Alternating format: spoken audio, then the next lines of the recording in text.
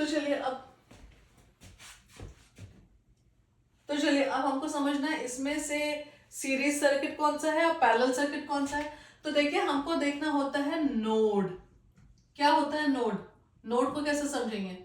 तो नोड को समझने के लिए हमको देखना होता है करंट कैसे चल रही है।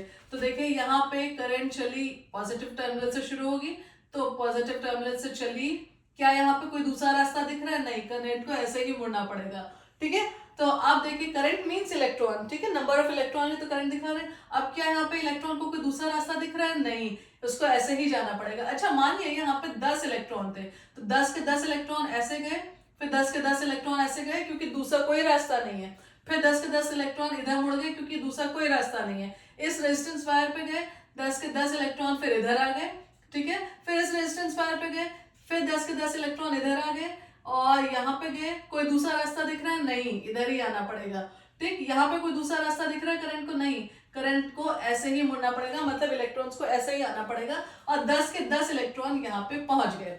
ठीक है ना, तो आपने देखा इन इलेक्ट्रॉन्स को कोई दूसरा रास्ता इस पूरे सर्किट के अंदर नहीं मिला, एक ही रास्ता था, उसी में चल रहा था। ठीक है, तो जब ऐसा होता है तो वो हो जाता है सीरीज सर्किट। ठीक, देखिए इलेक्ट्रॉन कहीं बट नहीं रहे, इलेक्ट्रॉन को दो रास्ते नहीं दिख रहे हैं, पूरे पूरे 10 इलेक्ट्रॉन चले थे, पूरे पूरे 10 इलेक्ट्रॉन यहाँ पे बिना किसी कोई दूसरा रास्ता नहीं था, सारे सारे पहुंच गए। ठीक, ये हो गया सीरीज सर्किट।